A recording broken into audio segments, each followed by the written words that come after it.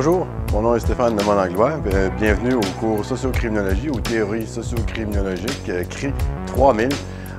Aujourd'hui, je vais vous faire une petite présentation vidéo de ce qui va se passer dans ce cours-là. La beauté d'un cours comme ça, évidemment, c'est l'immense flexibilité que ça vous offre. Vous pouvez faire ça à votre rythme, n'importe quand, n'importe quel jour de la semaine. Contrairement à un cours où vous devez aller en classe, un jour précis, vous devez faire les lectures pour arriver à ce jour-là. Ici, vous n'avez pas ce rythme-là qui est imposé par l'institution. Sauf que, en contrepartie de ça, ça veut dire que vous devenez seul et unique responsable de votre travail, de votre gestion du temps. Si vous arrivez à la fin du cours et vous n'avez pas fini, il manque des morceaux, vous n'avez pas fait les lectures, vous n'êtes pas capable de répondre à l'examen, ben, ça va être too bad. Vous ne pouvez pas revenir en arrière, vous ne pouvez pas réétirer le temps. Hein. Vous allez avoir, si vous avez trop pelleté en avant, vous êtes allé en ski un peu trop souvent, vous avez remis à plus tard l'ensemble des lectures, vous allez en arracher royalement, en bon québécois, lors des examens. Ça, c'est sûr, c'est absolument certain. Donc, mais à ce moment-là, vous pouvez blâmer seulement que vous-même. Donc, pensez-y avant. C'est sûr que quand on part, on le dit comme ça, puis tout le monde va dire, ben oui, c'est sûr que je vais m'arranger pour faire 10 lectures un jour avant l'examen. Et quand on le dit comme ça, ça a l'air super simple. Mais si on n'a pas l'expérience d'organiser son temps, si on est trop habitué au rythme institutionnel de l'organisation du temps, vous allez quand même, vous allez voir qu'il y a comme un flottement qui s'installe. C'est tellement tentant de remettre à plus tard. Enfin, je vous avertis tout de suite, mais comme je vous l'ai dit, vous êtes des adultes, vous êtes vaccinés.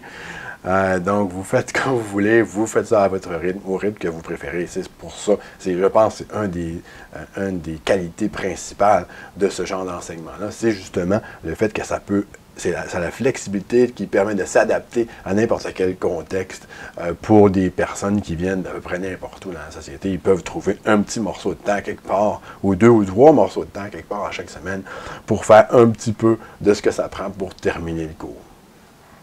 Il va y avoir 4 ou 5 différents types de matériel pour chacun des cours. Le premier plus important, c'est les lectures que vous devez faire. Ces lectures-là doivent être faites de façon relativement attentive. Il n'y en a pas beaucoup de lectures, vous n'avez pas des centaines de pages à lire à chaque jour, mais il faut les faire correctement et s'assurer d'avoir bien compris. Ça veut pas dire apprendre des détails et savoir quelle est la date de naissance de l'auteur, puis ce genre de choses-là. Ça, c'est absolument sans aucune importance. Ce qu'il faut que vous soyez certain de comprendre, c'est l'argumentaire de l'auteur. Qu'est-ce que l'auteur est en train de nous expliquer au juste ici? Et évidemment, lire le titre, ça aide déjà. Mais en lisant une première fois très rapidement le texte, souvent, on peut avoir quand même une certaine idée de c'est quoi le fil directeur. Qu'est-ce qu'il est en train de nous expliquer au juste? Et la deuxième plus importante chose, comment il prouve, comment est-ce qu'il détermine que ce qu'il dit est vrai, est mieux qu'une autre personne. Donc, il faut absolument vous souvenir de ces deux choses-là. L'argumentaire et comment est-ce que l'argumentaire est soutenu par une démonstration. Okay? Ça peut être une démonstration purement logique ou ça peut être une démonstration empirique, c'est-à-dire qu'il y a des faits, il y a des preuves qui sont apportées et qui disent voici comment la réalité s'organise pour cet auteur-là. La deuxième chose, le deuxième type de choses importantes, c'est évidemment les notes du cours. Les notes du cours vont être accompagnées, pas tout le temps et pas en totalité, mais très souvent, en fait, la plupart des cours ont au moins un diaporama PowerPoint que vous pouvez télécharger et suivre à mesure que vous lisez les notes. Il y a des illustrations là-dedans qui vont vous servir. Il n'y a rien de plus que dans les notes, mais il y a l'illustration des notes. Il y a des graphiques, il y a des photos, etc., qui vont vous permettre peut-être de mieux comprendre. Ça peut servir aussi de trucs mnémoniques, c'est-à-dire que ça vous aide avec l'addition d'une image sur les mots. Ça peut vous aider à mieux vous souvenir des concepts qui sont importants parce que, évidemment, je ne vais pas illustrer les concepts qui sont des détails, qui sont dans la dentelle de ce qu'on est en train de décrire, mais je vais illustrer le noyau même de ce qui est la théorie. Et donc, à ce moment-là, ça peut vraiment vous aider, je pense que ça peut vous aider à comprendre, mais ça va surtout vous apprendre, vous aider à vous souvenir de quoi il est question dans cette théorie-là.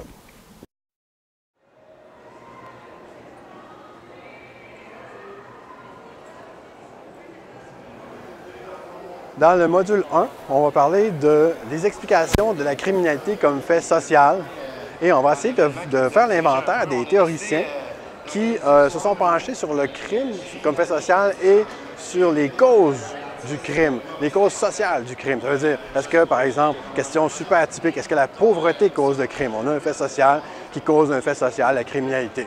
Et c'est là-dessus qu'on va se pencher dans le module 1.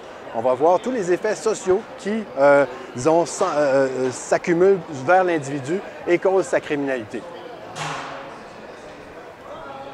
Dans le module 2, il va être question des perspectives individuelles, donc des théories qui montrent comment l'individu influence son contexte social, qui est exactement l'inverse du module 1 où on voyait le social s'abattre sur l'individu et le manipuler comme une marionnette.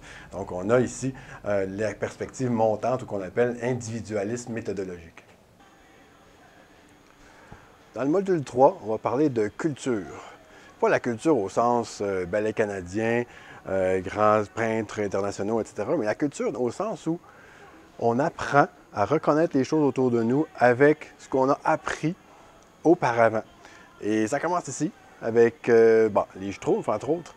Dans les Schtroumpfs, si vous regardez, il y a un premier degré là-dedans, il y a même un deuxième degré souvent, mais il y a aussi des histoires qui nous montrent comment bien agir, comment mal agir, quelles sont les règles qu'il faut suivre, quelles sont les conséquences de ne pas suivre ces règles-là. Des fois, les conséquences, c'est juste qu'on est perçu comme étant un excentrique. Et des fois, les conséquences sont plus graves. Bon, ça reste les Schtroumpfs, mais les conséquences peuvent être quelque chose comme l'exclusion du groupe. Une autre conséquence peut être une punition quelconque, comme le méchant magicien qui se fait donner un coup de bâton sur la tête, ou je ne sais pas trop quel genre de choses comme ça. Et donc, vous avez à travers... Ça commence avec les Schtroumpfs, et vous avez ensuite un immense empilement constant à travers toutes les minutes de votre vie, en fait, la répétition de ces histoires-là qui tranquillement vous apprennent, à force de répéter, qu'est-ce qui est la bonne chose à faire, qu'est-ce qu'on doit faire pour être bien perçu, pour bien paraître dans un groupe. Et la culture, ça se véhicule à travers tout ça. Ça se véhicule évidemment à travers la télévision, les films, la radio, l'Internet. Aujourd'hui est un véhicule de culture passablement important. Et comme je vous dis, tous ces produits culturels-là vont dans une direction relativement parallèle, c'est-à-dire qu'ils vont vous présenter des histoires qui tendent à dire à peu près la même chose au sujet de la conduite qu'il faut adopter. Quand on y pense, du produit culturel, il y en a tellement. On est tellement assailli de produits culturels, industriels, etc., que l'ensemble de ce qu'on perçoit être notre réalité est fortement médiatisé par toute cette information-là qui nous vient de millions et de millions de choses qu'on voit. Pensez seulement à la publicité. Dans la publicité, il y a des histoires également, des histoires qui ne sont pas complètement explicites, qui sont souvent très, très implicites, mais qui évoquent tout de même des standards culturels généralisés qui nous aident à reconnaître ce qui est bien, ce qui est mal, entre autres. À reconnaître aussi les produits et à les acheter. Et ça, on parlera de la société de consommation un peu plus tard. Mais pensez seulement à la façon dont ces histoires-là, à force de se répéter, continuent de vous faire comprendre la société d'une façon particulière. La réponse policière est la première chose à quoi on pense quand on pense réaction au crime. Et dans le module 4, on va parler justement de cette réaction-là, de toutes les formes qu'elle prend. Et on va voir que la réponse policière, évidemment, en tant que forme la plus visible, on va en parler beaucoup parce que ça explique beaucoup de choses dans notre société. Ça explique les statistiques criminelles qui sont prises à partir des activités de la police et ça explique l'activité des cours, etc. parce que la police, évidemment, est la porte d'entrée du système judiciaire. Mais la réaction à la criminalité, c'est beaucoup plus large que ça. On peut penser aux médias. Les médias réagissent à la criminalité. Ils n'interviennent pas, mais ils réagissent en écrivant toutes sortes d'articles au sujet de la criminalité et évidemment en écrivant des articles au sujet de la police également.